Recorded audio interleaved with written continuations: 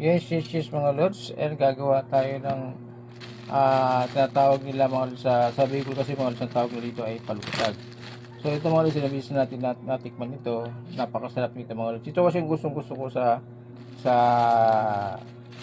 ganito mga lods, yung sa langka natin, gusto ko yung ganito buo lang na hindi siya nahalo mga lods, no.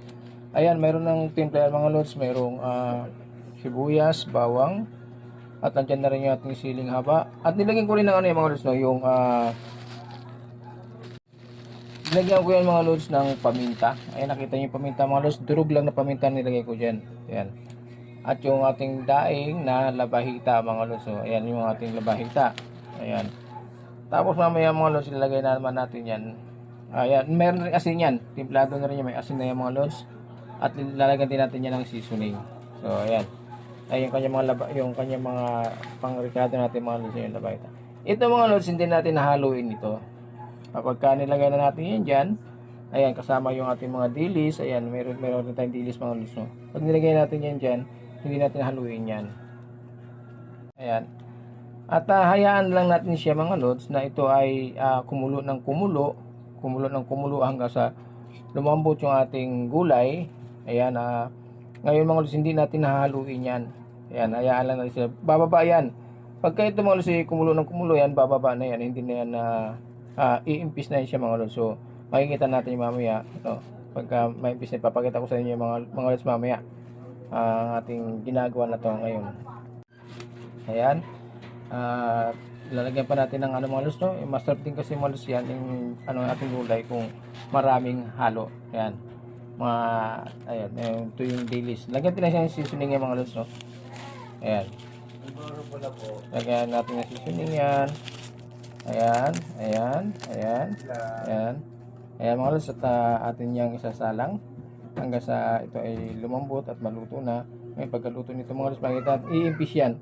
Hindi natin nahaluin yan. Wala nang haluin dyan mga lods. So ayan. Tara mga lods, samahan nyo ako. Isalangan natin. Ayan mga lods, ayan na ang ating gulay na gatang langka mga lods. Unti-unti natin yun siya mga lods na ano. Ayan, unti-unti siya yung bumababa mga lods. No? Ayan. Ayan. Hanggang sa ito ay bumaba na mga lods. At sumiksik ito pababa. Ayan yung gataan natin mga lods. Kita nyo naman, no? O, diba? Ayan, no? Ayan. Unti-unti na siya mga lods, malapit na siya. Ayan. So, tabayan lang muna natin mga lods, no? Ayan, at hindi na natin pwedeng andalin niya mga lods, siyempre kailangan natin lutuin yan, okay? Tubunan muna natin.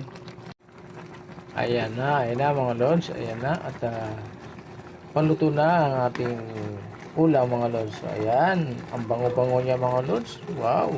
Amoy pa lang talagang bubusog ka na mga lods. Amoy pa lang yun ha. Ayan. Hindi natin naluin yung mga lods kasi yan yung tawag na palusag. Ayan. Pinapalubog lang natin yan. Ayan. Hanggang sa lumubog siya. Ayan. Kunti na lang mga lods. Kunting ikot na lang. Swabe na yan. Pero siyempre tikman muna natin yung mga lods. No? Okay. So ayan na mga lods yung ating ulam. So okay na po yan. Tikman na lang natin siya mga lods, no? Atin na lang siya tikman kung papatok na siya sa ating panlasa mga lods. So ayan, tikman lang natin. Wow! Swabe talaga. Ito gusto ko mga lods yung palusag lang ang luto. So ayan, thank you very much mga lods. Thank you for watching. God bless po sa lahat. Bye bye.